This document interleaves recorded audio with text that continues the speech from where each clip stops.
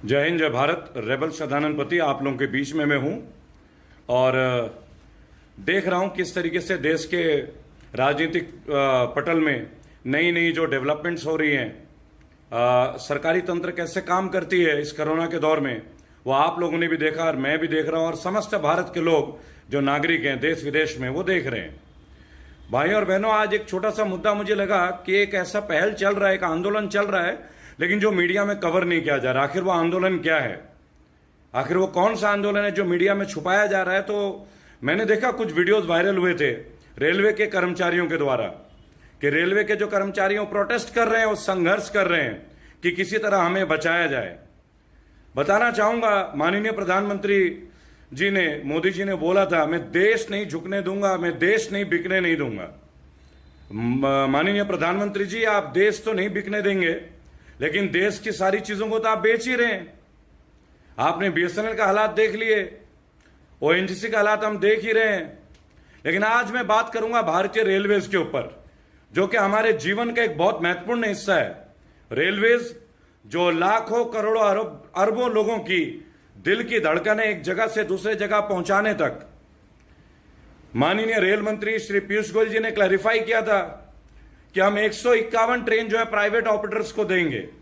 तो भाइयों और बहनों, 109 रूट, 109 जो है ये रास्ते होंगे, गंतव्य स्थल होंगे, और जो ट्रेन होंगे वो है 151 ट्रेन हम प्राइवेटाइज करेंगे।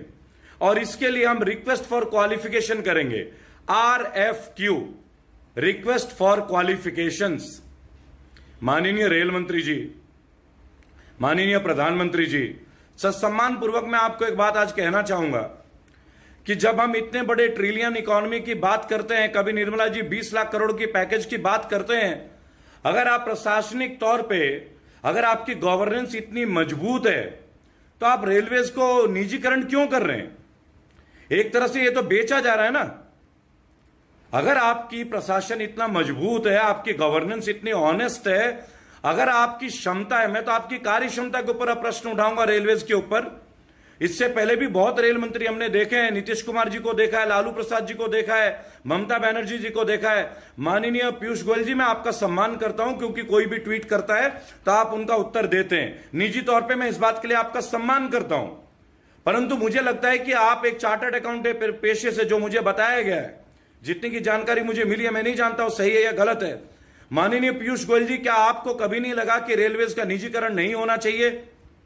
आज आप बहुमत में है, सबसे बड़ा विश्व का रिकॉर्ड है आप लोगों का, बीजेपी का चुनाव का, भाजपा का चुनाव का। आप लोग बोलते हैं लोटस, आप इतने बड़े चुनाव में जीत के आए हैं सेंटर में, और फिर भी आप आज रेलवेज का निजीकरण करने जा रहे हैं। माननीय प्रधानमंत्री जी, मैं आज आपसे एक बात पूछना चाहूंगा।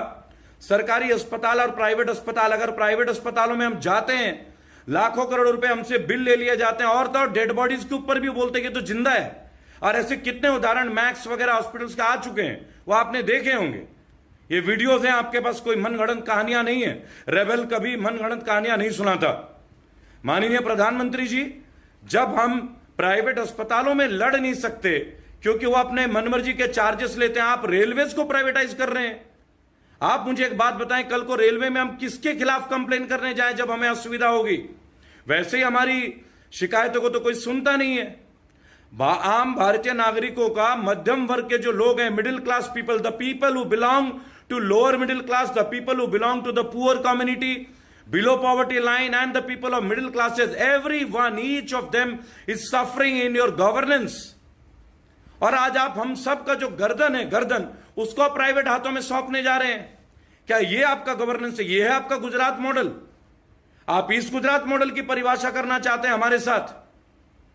मेरे देश के वीर साथियों, भाइयों और बहनों, एक बात मैं आप लोगों को आज बताना चाहूंगा कि विश्व में बहुत कम रेलवेज रही हैं जो मुनाफे में रही हैं, लेकिन मैं गर्व से एक बात बोलूंगा कि एक दौर था 2004 से लेकर 2009 तक, जब हमारी भारतीय रेलवेज प्रॉफिट में थी।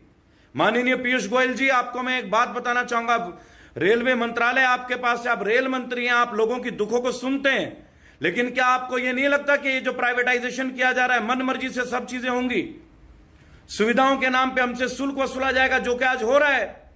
आप प्राइवेट कंपनीज को टोल टैक्स दे देते हैं सड़कों में, आज मन मर्जी का टोल टैक्स लिया जा रहा है।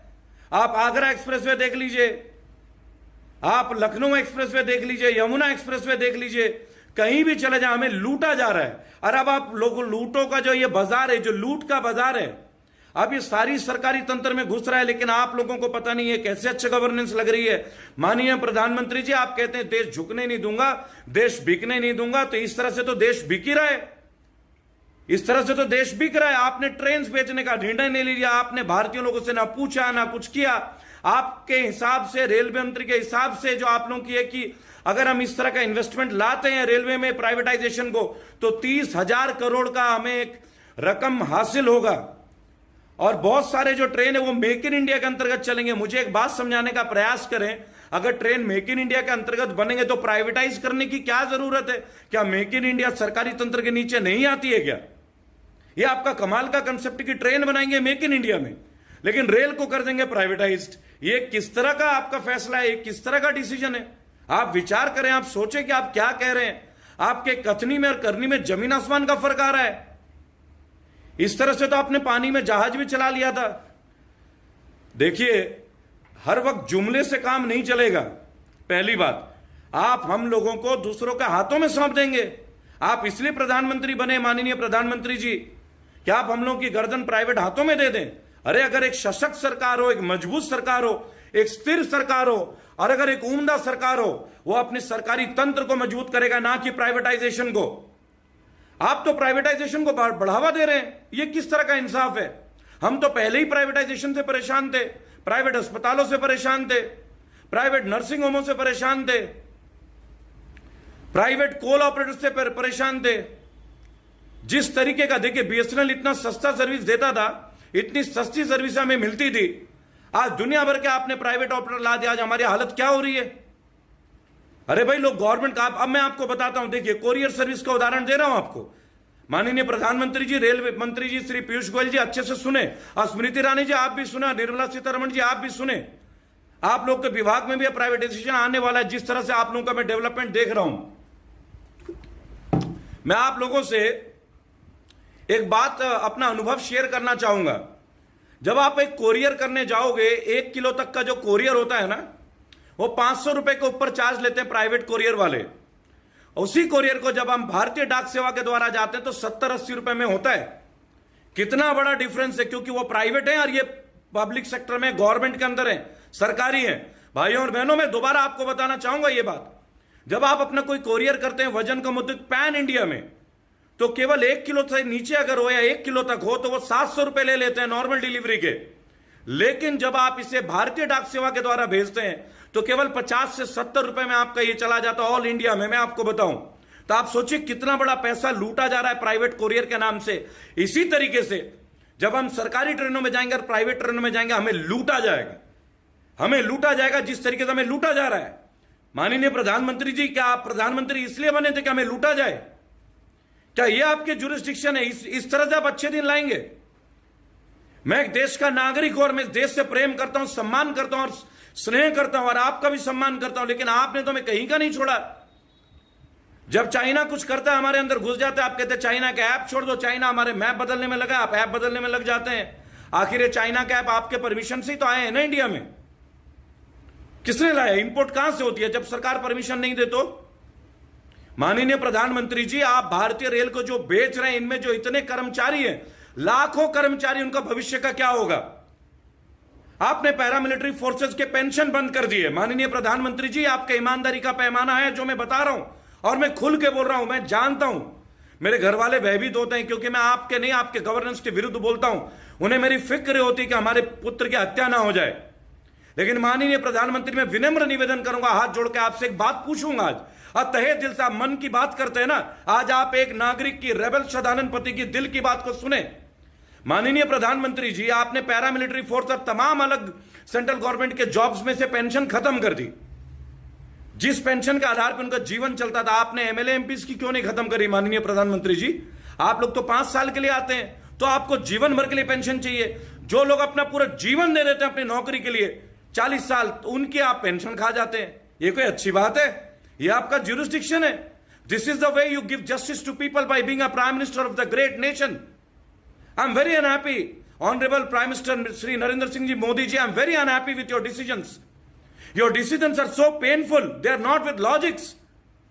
They are not judgmental. If we can prove each and every decision of yours that it has become fatal for the people. लोगों के आत्मा के ऊपर, शरीर के ऊपर हम लोगों की हत्याएं हो रही है. आज आप रेलवे बेच रहे हैं, आपने एयरलाइंस बेच दिया, बीएसएनएल रास्ते में आ गया, ओएनजीसी भेजा. मैं आपको एक बात ऐसी बताना चाहूंगा कि आप सोचेंगे कि मैं क्या कह रहा हूं. 2004 से 2009 में लालू प्रसाद जी रेलवे मिनिस्टर थे, मंत्रालय उनके पास थी. उससे पहले नीतीश कुमार जी थे, उनके बाद ममता बनर्जी आई.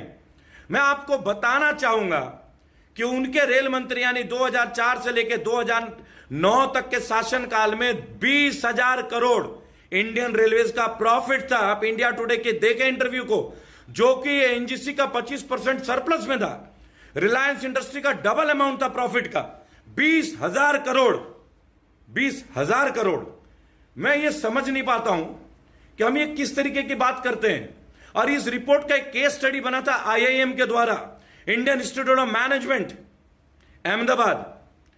रेलवे मिनिस्टर लालू प्रसाद यादव ने कई यूनिवर्सिटीज के स्टूडेंट्स को कॉन्फ्रेंस किया, उनके बीच आए, संबोधित किया, जैसे कि Wharton university, Harvard business school. आप जानते हैं ये कैसे हो पाता है, ये कैसे हुआ, क्या आप मुझे बता सकते हैं? 20,000 करोड़ का मुनाफा. और उसके बाद आप लोगों की गवर्नमेंट आती है, और आज आप लोग जब आते हैं, एक टाइम पे railway 20,000. Friends, my fellow Indian brothers and sisters, from the year 2004 to 2009, when Honorable Lalu Prasad Yadav was the railway minister, our profit stands for 20,000 crores. और आज हमें क्या बताया जाता है कि हमारे करोड़ों में हजारों करोड़ों में रेलवे जो है घाटा में. इसका मतलब आप लोगों के मंत्रालय के जो लोग हैं वो केपेबल नहीं है, वो वर्दी नहीं है कि इस मंत्रालय को चला पाए.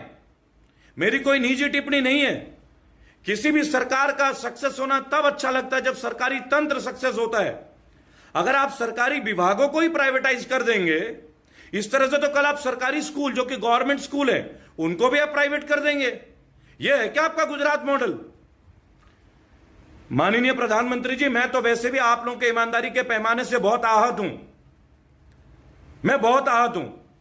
जब मैं बीसीसीआई में देखता हूं अमित शाह जी के पुत्र को, तो मेरा दिल बहुत दहाड़ मारता है, मुझे कष्ट होता है. एक बिजनेसमैन और क्रिकेटर. चले, मैं एक ऑफिशियल चैलेंज करता हूं, अमित शाह जी के बेटे को और मेरे को ग्राउंड पे ले आए, मैं उनकी 6 बॉल खेलता हूं, मेरी 6 बॉल खेल लें, 6 गेंद वो मेरी खेले, 6 बॉल मैं उनकी खेलता हूं. फिर आप डिसाइड करना कि क्या बीसीसीआई का सेक्रेटरी बनाना. ऐसे लोगों को एक कोई ज्यूरिस्डिक्शन है क्या? इसीलिए हमने आपको प्रधानमंत्री चुना था. क्या ये है हमारे अच्छे दिन? जो दूसरे पार्टी के लोगों ने किया आपने भी वही किया. फिर आप बेहतर कैसे हुए? आप तो उनसे भी निम्नतर हो गए. माननीय प्रधानमंत्री जी, मैं सच सम्मान के तौर पे और भाजपा के जितने भी भक्त है जो भाजपा को मानते हैं, भाई और बहनों, मैं हाथ जोड़ के एक विनम्र निवेदन करूंगा.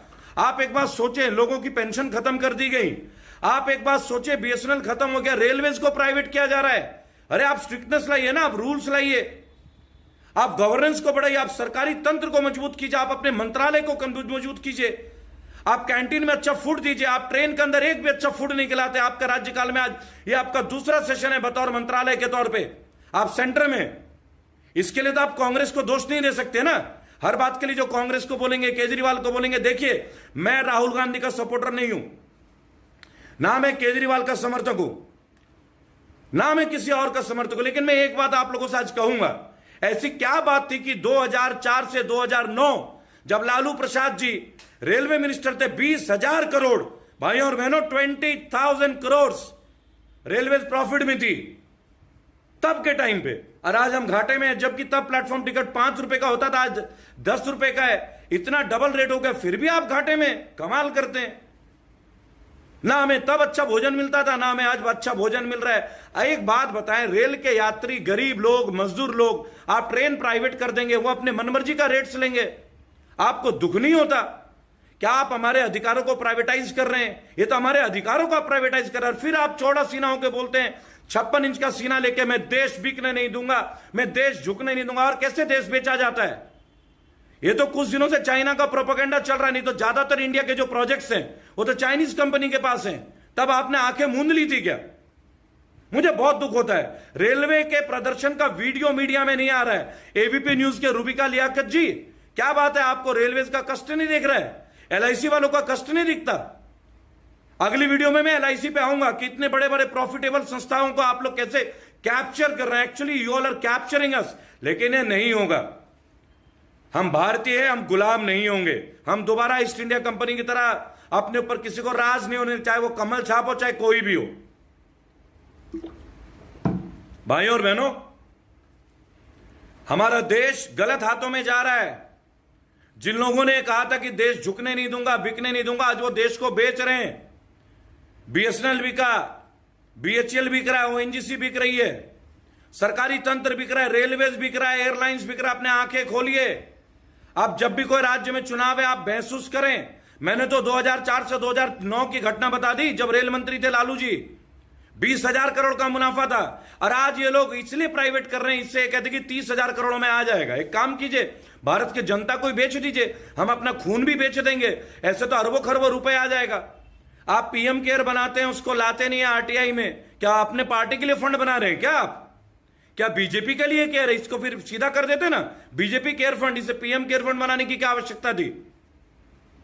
माननीय प्रधानमंत्री जी, आप एक सम्मानीय पद पे, और पद का कद होता है। मैंने कभी भी ऐसे भाषा का प्रयोग नहीं किया। In my all videos I have always told I respect you, I admire you, I follow you. मैंने आपको अपना गॉडफादर बनाया था, लेकिन आपकी पॉलिसीज, आप जिस गुजरात मॉडल की बात करते हैं, वो टोटल डिजास्टर है, टोटल फेलियर है। It's a total disaster. आप दिल्ली को गुजरात नहीं बना सकते। अगर आप कोशिश करेंगे तो ये बहुत बड़ी गलत डिसीजन होगा। आप दिल्ली को दिल्ली रहने दें, आप उत्तर प्रदेश को उत्तर प्रदेश के तरीके से रहने दें, आप मध्य प्रदेश को मध्य प्रदेश रहने दें, कर्नाटका को कर्नाटका बने रहने दें। आप देश का भूगोल को बदलने में ना रहें, आप इतिहास बदलिए ना, भूगोल को बदलने में क्या रखा है। वैसे भी मैं आपको एक बात बता रहा हूं कि ये जो उत्तर भारत का क्षेत्र है, मध्य भारत का क्षेत्र है, पूर्व भारत का क्षेत्र है, दक्षिण भारत का क्षेत्र है, ये सब क्षेत्र मिलकर भारत बनता है। बहुत आक्रोश है लोगों में। आप दिन प्रतिदिन भारत के तमाम चीजों को आपकी सरकार बेचे जा रही है। बहुत कष्ट है लोगों के अंदर। इंडियन रेलवेज को आप हाशिए में ना लाएं। घाटे और मुनाफे के बुनियादी ढांचे को आप प्राइवेटाइजेशन में ना तब्दील कर दें। Your people, your government is trying to sell our government resources, and that is not good for our country. ये हमारे देश को खोखला करेगा। भाई और बहनों, कल को हम इंडियन रेलवेज में जा रहे हैं, प्राइवेट रेलवेज में जा रहे हैं, और जो रेलवे के हॉस्टेस होंगे, मेल या फीमेल, और उन्होंने हमारी शिकायत कर दी, 2 बार के बाद शायद हम ट्रेन पे नहीं बैठ पाएंगे। गजब हो जाएगा। अब हमारा कैरेक्टर जो है प्राइवेट ऑपरेटर के ऊपर डिपेंडेंट हो जाएगा। बताइए हम कितने सेफ दौर में रहेंगे? आप सोचिएगा। करण बामरा जैसे एक स्टैंड अप स्पीकर को एयरलाइंस वाले रोक देते हैं क्योंकि वो प्राइवेटाइज्ड है। आप सोचिए। लेकिन प्रज्ञा ठाकुर जैसे व्यक्ति, जो बीजेपी के एक प्रबल नेता है, अपने सीट पे बैठ के जब बदतमीजी करती हैं, तब उनका बैन नहीं होता है, तब सरकार कुछ बोलती नहीं है। क्या ये उचित व्यवहार है? भाई और बहनों, अगर इसी तरह सब कुछ प्राइवेट होता गया, अगर रेलवे प्राइवेट हुई, आप समझ ले भारत की रीढ़ की हड्डी है रेलवेज। आज भी लोग जनरल में जाते हैं, स्लीपर क्लास में जाते हैं। बिहार के जो भाई मजदूर बहन, बंगाल के जो लोग आते हैं, कर्नाटका से, आंध्रा से, इनका सहारा है रेलवेज। इनका सहारा छीन जाएगा। मनमर्जी तरीके से हमसे पैसे वसूले जाएंगे, जैसे लगान। It will be taken as a lagaan, जो अंग्रेज हमसे लेते थे, जो लुटेरे हमसे लेते थे। अब फिर से हमें लूटने की तैयारी की जा रही है।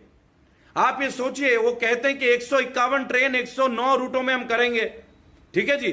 Adani port, Tata realty, Hyundai, Bombardier, ये लोग आ रहे हैं। अरे भाई, जरूरत क्या है प्राइवेट करने की? आप अपने विभाग को मजबूत कीजिए ना, नए लोग रिक्रूट कीजिए। आपने नए रिक्रूटमेंट नहीं किया। आपने बोला मैं 2 करोड़, आपने कहीं पे भी रिक्रूटमेंट नहीं की। अरे आप अपनी संस्थागत ढांचे को बनाए। आप इतना जीएसटी ले रहे हैं, आपने शिपिंग यार्ड्स बनाए, ट्रेन यार्ड्स बनाए। मेक इन इंडिया के लिए आपको सेल इन इंडिया क्यों करना पड़ रहा है? आप बनाइए इंडिया में कंपार्टमेंट्स, अच्छी बात है, गर्व की बात है।